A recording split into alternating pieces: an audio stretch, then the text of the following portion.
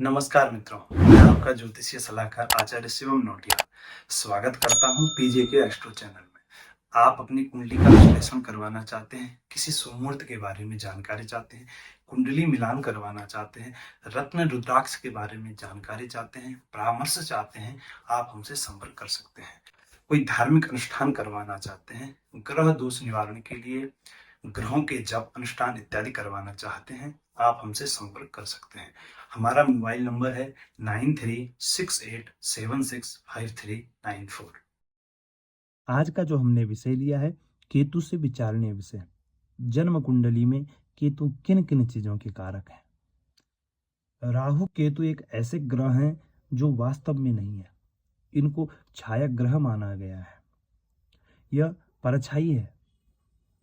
तो आज इन्हीं राहु का हमने पिछली वीडियो में विचार किया था। आज हम विचार करेंगे केतु से। अगर केतु की स्वराशि की बात करें तो केतु किसी भी राशि के स्वामी नहीं है। जब आप जन्म कुंडली में देखेंगे, जहां पर राहु होंगे उनके ठीक सामने केतु होंगे। आमने सामने हमेशा राहु केतु होते हैं। यह हमेशा वक्री होते हैं। वक्री का सामान्य अर्थ है उल्टा चलना। तो यह कभी ऐसी स्थिति में नहीं चलते हैं। यह हमेशा 1 से 12 में, 12 से 11 में जाएंगे, लेकिन कभी 1 से 2 में नहीं जाएंगे। यह इनका स्वभाव है, इनका चलन है। तो आज बात करते हैं केतु के कारकों के बारे में। केतु की जो उच्च राशि है वह 8 और 9 अर्थात वृश्चिक और धनु राशि बताई गई है। नीच राशि 2 और 3 अर्थात वृषभ और मिथुन राशि बताई गई है। केतु भी राहु के समान किसी राशि के स्वामी नहीं है। यह जिस राशि पर बैठते हैं उस राशि के स्वामी हो जाते हैं, उस भाव के स्वामी हो जाते हैं और उस राशि उस भाव अनुसार फल प्रदान करते हैं। इनकी जो उच्च और नीच राशियां हैं इसमें भी बड़ा मतभेद है। कुछ विद्वानों का कहना है कि राहु वृश्चिक राशि में उच्च के होते हैं, किसी का कहना है कि यह धनु राशि में उच्च के होते हैं।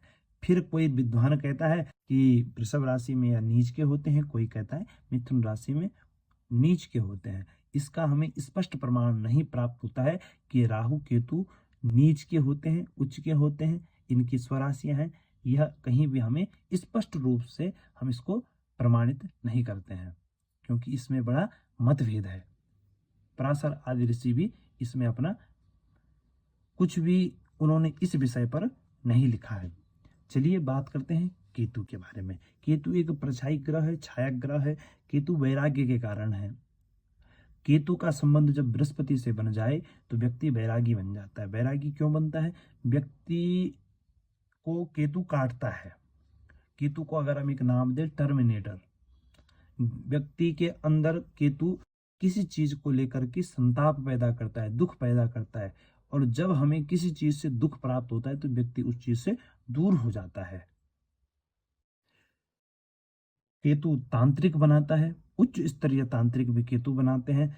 हमारी जो दाढ़ी मूछ होती है उनका कारक केतु को माना गया है। चीर फाड़, केतु जब अशुभ स्थिति में होते हैं तो केतु चीर फाड़ करवाते हैं।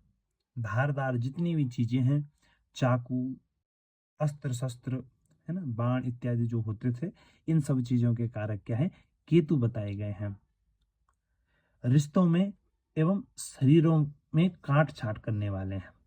केतु से एक आप सूत्र याद कर लीजिए कि केतु जिस भाव में बैठते हैं, हर भाव से एक सजीव पक्ष एक निर्जीव पक्ष का विचार किया जाता है।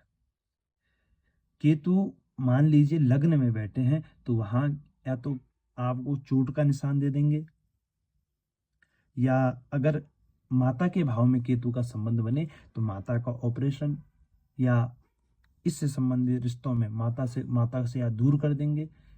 इस प्रकार से केतु क्या है? रिश्तों में और शरीर के अंगों में काट छाट करते हैं। केतु जिस ग्रह के साथ बैठते हैं उस ग्रह को प्रभावित करते हैं। केतु और राहु के विषय में कहा जाता है कि राहु सर है, केतु धड़ है। तो बिना धड़क के केतु जिस ग्रह के साथ होते हैं उसी के पीछे लगे रहते हैं। जैसे बृहस्पति के साथ केतु बैठ जाए तो व्यक्ति बैरागी बन जाता है, वैराग्य मोक्ष को प्राप्त करता है। सूर्य के साथ केतु बैठ जाए तो व्यक्ति पिता से दूर होता है, पिता से कष्ट पाता है या पिता को कष्ट प्राप्त होता है। चंद्रमा के साथ बैठ जाए तो माता को कष्ट होता है या माता से दूर हो जाता है। केतु घूमने वाला ग्रह है। केतु अगर अकेला बैठा है तो केतु घूमता रहता है, क्यों? बिना सर का है। तो फेरी वाला जो घूमने वाले व्यापार है उनका विचार भी हमें केतु से करना चाहिए। पंडिताई, जैसे कोई घूम घूम के पंडिताई करते हैं, उनका विचार भी हमें केतु से करना चाहिए। ड्राइवर का काम घूमने का ही होता है, गाड़ी चलानी है तो घूमता रहेगा इधर उधर, उसका विचार भी हमें केतु से करना चाहिए। केतु धर्म के कारक हैं, केतु मोक्ष के कारक हैं, केतु आध्यात्मिक कार्य करने वाले हैं। इन सब का विचार हमें केतु से करना चाहिए। आपको यह केतु पर कैसा लगा हमारा यह विषय, आप हमें कमेंट में अवश्य बताइए। आप अगला वीडियो क्या देखना चाहते हैं, अगला वीडियो जो हम बनाएं, अगली हम जो श्रृंखला लाएं वह किस चीज़ पर लाएं, आप हमें कमेंट में अवश्य राय दीजिए।